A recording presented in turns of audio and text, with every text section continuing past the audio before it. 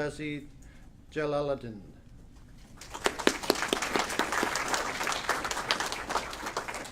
Change that. Yeah.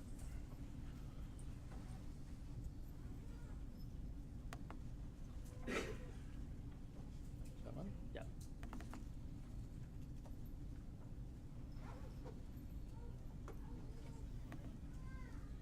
So I don't know if that's going to work or not. You can try it. Yeah, I'll try. Oh.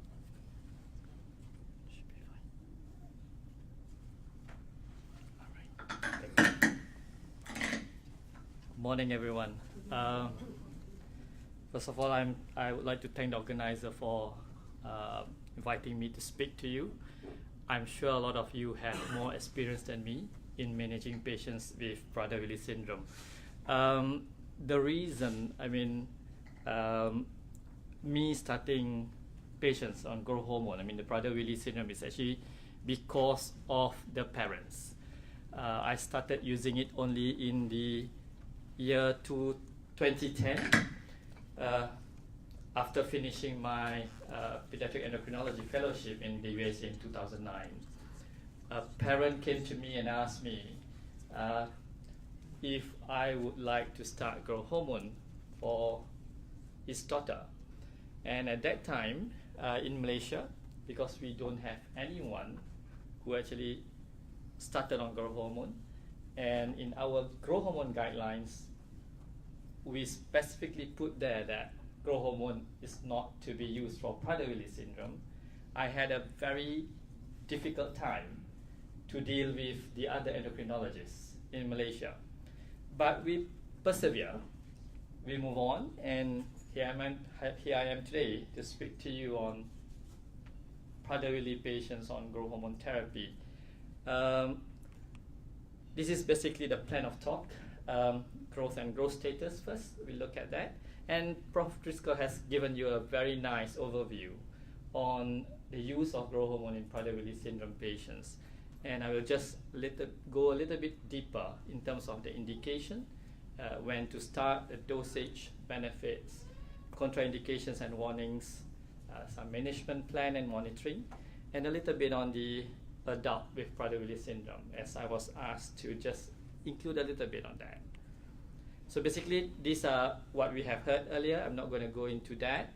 Yeah, the characteristic phenotype, as we all know, with the problem of hypotonia in the early phase of life, hyperphagia, and then development of short stature, learning disability, and behavioral problems. And the endocrine and metabolic dysfunction can come under this group of problems here. Hypothalamic pituitary dysfunction, leading to the problem of non-satiety and severe obesity. You have problem with glucose intolerance, cardiovascular disease that include hypertension and hyperlipidemia, secondary hypothyroidism and hypocortisolism as mentioned earlier, together with hypogonadotropic hypogonadism. And when we talk about growth and growth hormone status, the early signs already started. As mentioned earlier, even the antenatal period, and then during the early prenatal growth, there will be some retardation. And we know from studies that the median birth weight was minus 1.37 standard deviation. When we talk about standard deviation, is meaning that if it's more than minus 2 standard deviation, you are out of the context, basically below the third percentile. Yeah, and the median length was minus 0.46, and short stature continue beyond that, and more than when the children is beyond 2 years old, they continue to be more and more in terms of the height gain, become shorter than their peers. They also have low IGF-1, and there are studies to show that the peak growth hormone in those who have had their stimulation, they can have growth hormone deficiency, about 40 to 70% of them, if you were to do growth hormone stimulation tests in this group of patients. And for children, it is not necessary to do growth hormone stimulation tests. And at the median age of about 6.4 years, their height is already more than minus 2.2 standard deviation, meaning that they are already below the third percentile by the age of about 6 years. And as mentioned, the mean spontaneous adult height, 162 in boys, 150 in girls, And this can come from all the different group of researchers. As you can see there, the height of the man is just between 148 to 162 if you, I mean, from the different country, and for the girls 141 to 150 centimeter. If you were, I mean, if they are not treated, basically these are patients without the growth hormone therapy. So let's just go on with the growth hormone therapy itself. So before 1995, growth hormone is used basically on the growth hormone deficient patients, those with chronic renal failure and the Turner syndrome. And in Prader-Willi syndrome, US has already approved for use in year 2000, in the Europe 2001, in Australia 2004. There's a lot of other countries in the world that growth hormone is not there as indicated for patients with Prader-Willi syndrome.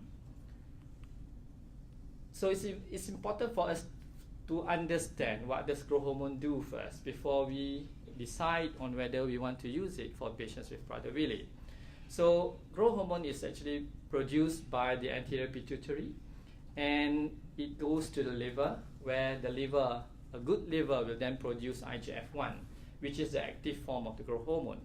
And this IGF-1 is the one that's going to go to the epiphysis and stimulate the epiphysis to cause the increase in length, right? And the IGF-1 together with the growth hormone also affect the muscle.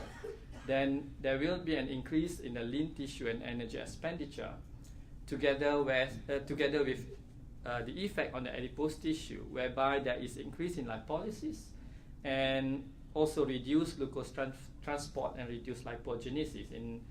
In turn, there will be reduction in the fat mass because of the use of the growth hormone. And why I say so is because when we do give growth hormone therapy to patients with growth hormone deficiency, you can see that their abdominal fat just melts off after about 6 to 12 months.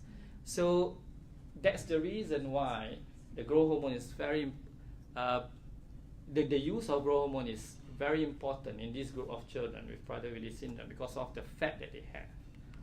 And if you do not have enough growth hormone, what will happen to you? I mean, not just for Prader-Willi patient, but for any child who have growth hormone deficiency. If you do not have enough growth hormone, there will be growth failure, and there will also be reduction in bone mass. There will be reduce in muscle mass, and also there will be increase in body fat, whether it's visceral fat or even the peripheral fat tissue. So growth hormone is very important in children with or without the growth hormone deficiency. When we talk about giving growth hormone, I think what Prof. Driscoll mentioned just now is very important. It's important for us speech endocrinologists to see the evidence of whether placebo does good, or the growth hormone does better than the placebo.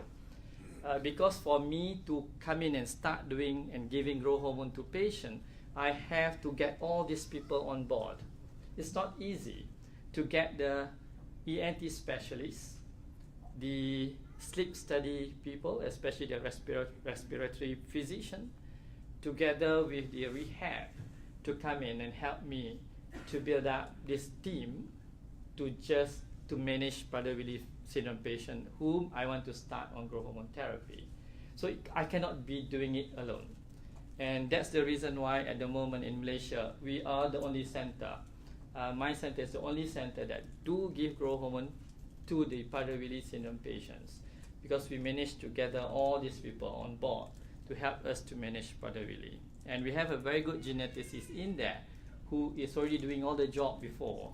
We just come in to help out to start the growth hormone therapy for this group of patients. Basically, the growth hormone therapy in Prader-Willi, the indication is basically mainly for the poor height gain and the poor muscle strength or delayed motor development. And we know the aim is to improve psychomotor development, improve growth during childhood, and try to attain the normal adult height and improve body composition. And the exclusion criteria as put in by Dr. Cherry Deal, published in 2013, is that we should not be giving growth hormone therapy in severe obese Prader-Willi, uncontrolled diabetes, untreated severe obstructive sleep apnea, untreated, not just OSAS. So you can start patient with OSAS if they are treated. If they are not treated, you should not start the growth hormone therapy because of the possible risk of death, active cancer or active psychosis.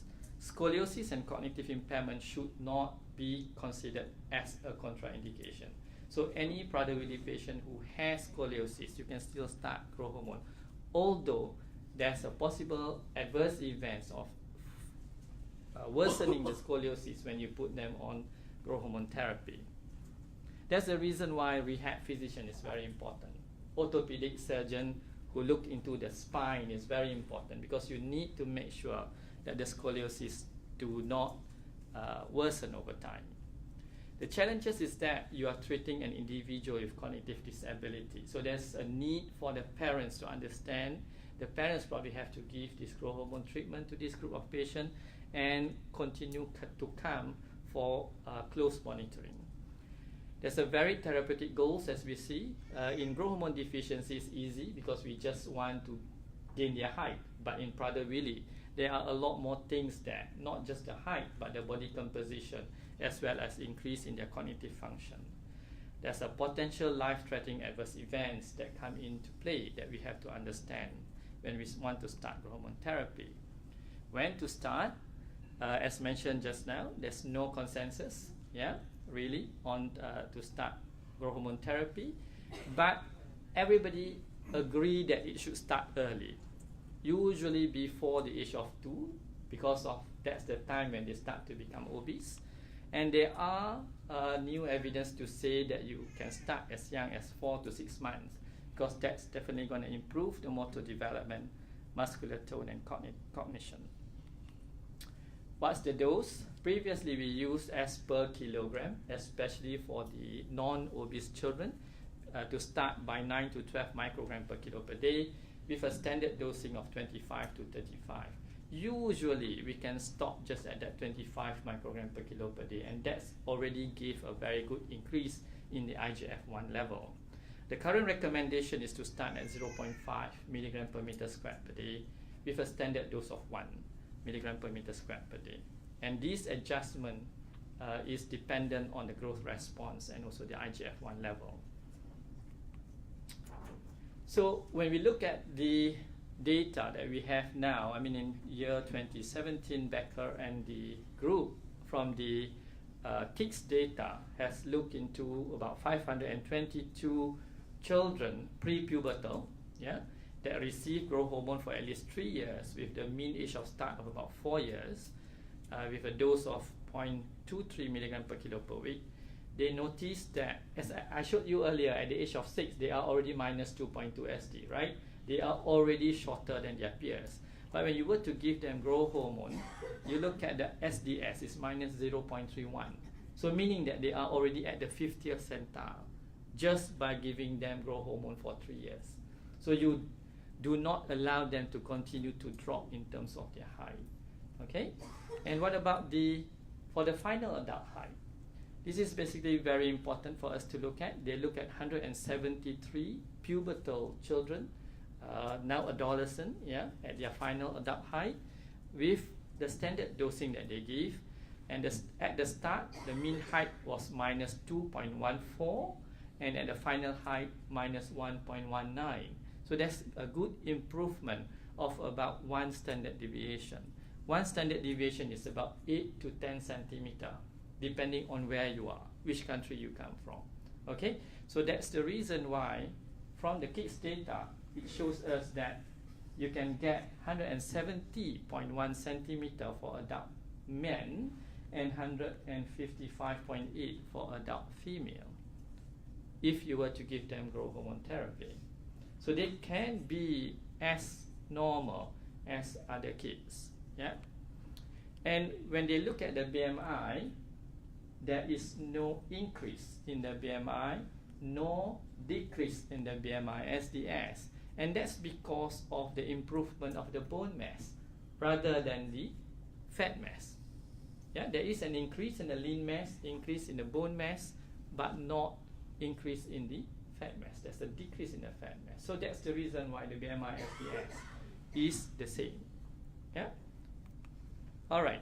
What about body composition, motor function, and fat mass? There's a lot of studies have shown there is an increase in lean mass even after 2 years of therapy. Improve in physical strength, decrease subcutaneous fat, decrease visceral fat and the thigh fat. As I mentioned just now, visceral fat is important. Peripheral fat is also a lot in Prader-Willi syndrome patient. And when you give growth hormone therapy, that also will be melted away. So you will see a good improvement in this group of patients as shown by Prof. Driscoll just now. Okay. And there's also increase in HDL and reduced LDL, meaning that there is improvement in the dyslipidemia. Cognitive performance, improve in verbal and composite IQ, better communication, better daily living skills. And the earlier you give, the better it is. Yeah, before 12 months of age. Bone mineral density, there's also improvement. And this is the reason why, as I said earlier, BMI SDS is about the same because of the improvement in the BMD. However, they noticed that the BMD is not improved in the later adolescent group. And they have actually concluded that this group of children who goes into the later adolescent should be given a sex steroid. Sex steroid gives you a better improvement in BMD as compared to growth hormone therapy. Okay, so growth hormone in prepubertal definitely improve bone mineral density, but in the pubertal adolescent, sex steroid play a better role. So this is just to show you the difference in the graph. Yeah, in the pubertal compared to the in the prepubertal compared to the pubertal group. What about other safety? Yeah, there's a lot of safety data that shows you that it is safe to give growth hormone in this group of patients. Growth hormone used in Prader-Willi still remain supportive. There's no change in scoliosis. Cardiovascular risk improve after growth hormone treatment. That includes the dyslipidemia. The warning that we have in patients that we need to give growth hormone therapy especially includes the problem with sleep apnea, upper airway obstruction, severe respiratory impairment, and also the glucose intolerance. These are all things that we have to look at when we start them on growth hormone therapy. Yes, there are documented deaths. These are mainly related to respiratory disordered breathing. That's the reason why the sleep study is mandatory. Yeah, before we start, 6 months, within 6 months after starting the treatment, because we want to avoid these kind of problems. So what do we need before starting growth hormone therapy? Genetic confirmation. You definitely need nutritional evaluation and body composition. The control of food should continue. It doesn't mean that when you give growth hormone therapy, you can just allow them to eat anything that they want. No, they should continue to follow the proper nutrition. And there's a complete clinical evaluation of sleep and also breathing by the ENT assessment and also the sleep study specialist. Evaluate the IGF-1. In children, you do not need to do growth hormone stimulation testing. OGTT, if the child is obese or more than 12 years with family history of diabetes. Scoliosis evaluation, evaluate hypothyroidism and hypoadrenalism. So that's, the whole list of things that need to be done before you even start growth hormone therapy in this group of patients. And while they are on growth hormone therapy, there's another list of things that need to be done. 3 to 6 monthly, 6 to 12 monthly IGF-1, fasting glucose or OGTT to repeat, yearly thyroid function, and even the lipid profile and liver function to look for non-alcoholic fatty liver disease. Basically, you have to monitor them as you monitor an obese child in your clinic. And when they are on growth hormone therapy, these are again a list of things that we need to do to monitor them during their period of being on growth hormone therapy. Clinical assessment for body composition is very important for us to look at, basically at the waist circumference, skin fold thickness, and also the assay to look at the body fat composition. These are basically the schedule that they need to come to see us as a pediatric endocrinologist. when to stop that.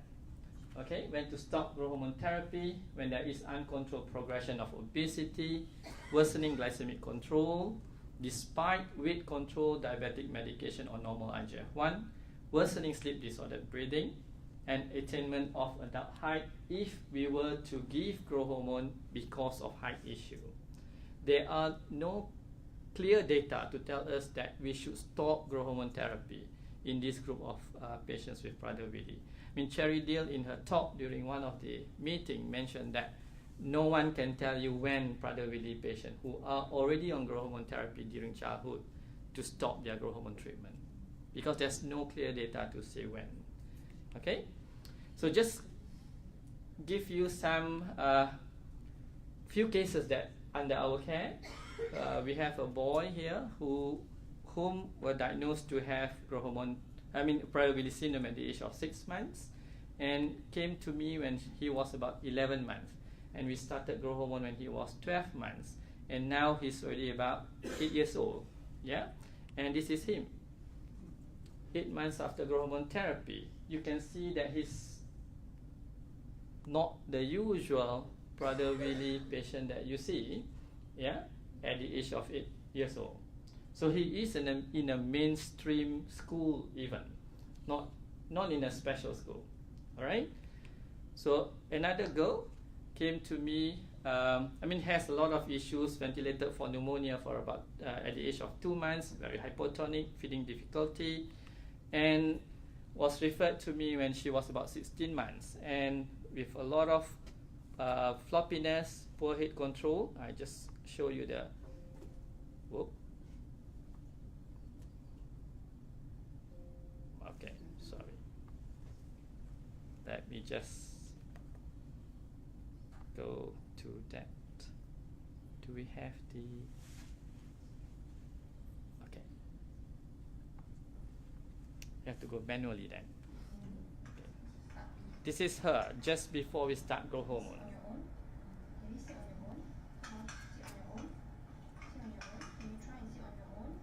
You see that she is very floppy. She cannot even sit, even in a tripod position.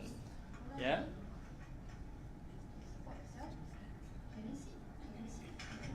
This is the mother that pushed me to learn about growth hormone and asked me to start growth hormone in her daughter.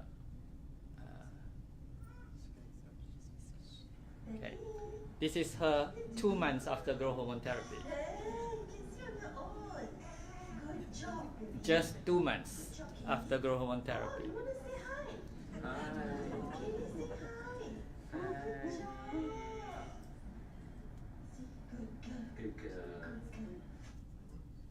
Okay.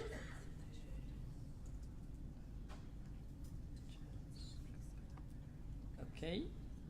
So that's her about 2 months later, and this is her when she's now 8 years old. She's in normal school. She's involved with sports, and you see that she had a medal in whatever things that she did for during the sports day.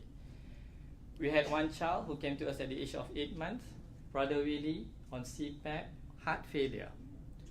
At that time, we don't know what else to do. And because of she's severely hypotonic and there was already some heart failure, she's already on anti-failure drugs, we started her on growth hormone therapy. 6 months later, no more CPAP, heart failure medication off, everything is off. So she got better with the growth hormone treatment. So for the adults, basically the same thing. Basically at the moment, for the adults with Prader-Willi who has not been on growth hormone therapy, you need to document growth hormone deficiency. Yeah, adult with Prader-Willi, you need to document growth hormone deficiency before we start them on growth hormone. I do not have adult under my care because I only take care of pediatric patients. I'm just talking to you here basically on what the data that we have. Even for adult with Prader-Willi, you need to have the genetic confirmation, the expert multidisciplinary evaluation, and the treatment must be in the context of appropriate dietary, environment, and lifestyle intervention. The dosing is much lower in adult, as we understand earlier, 0.5 milligram per meter squared, right, for children. But for adult, it doesn't need kilogram, it doesn't need meter squared. You just start at 0.1 to 0.2 milligram per day, and you can increase up to a certain group, even push it up to about 1.6 milligram per day, depending on the effect that you want to look at. The improvement in body composition, the improvement in cognitive function, the behavior, and the psychomotor, right? And you also have to look at the IGF-1. If the IGF-1 is already more than +2 standard deviation, then you have to cut down the dose for the adult treatment. So these are some studies from the Scandinavian group. They have 46 patients.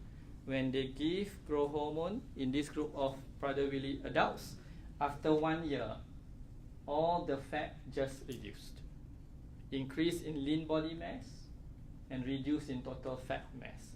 Meaning that even in the adults, growth hormone therapy helps, yeah, in terms of improvement in muscle mass, reduction in their body fat mass, be it visceral, even the subcutaneous and the thigh fat, the peripheral fat mass. So when to stop for adults is basically when you have attained the primary clinical outcome that you want, or if there is any occurrence of any side effects. All right, so in conclusion, growth hormone therapy in children with Prader-Willi improve the overall physical appearance, the growth, the BMI, also the strength. Need to keep IGF-1 within limits because you do not want to overdoing it. The dose are usually much lower compared to patients on growth hormone deficiency, patient with growth hormone deficiency, Turner syndrome or SGA patients. And I've shown you that growth hormone treatment improve body fat, improve lipid metabolism.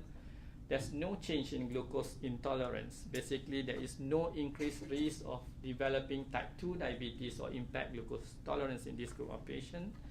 The early use of growth hormone improve cognitive function and IQ scores, and the pre-growth hormone and ongoing assessment is necessary to ensure healthy benefits and avoid all those possible problems that come with the growth hormone therapy. And that's it from me. Thank you.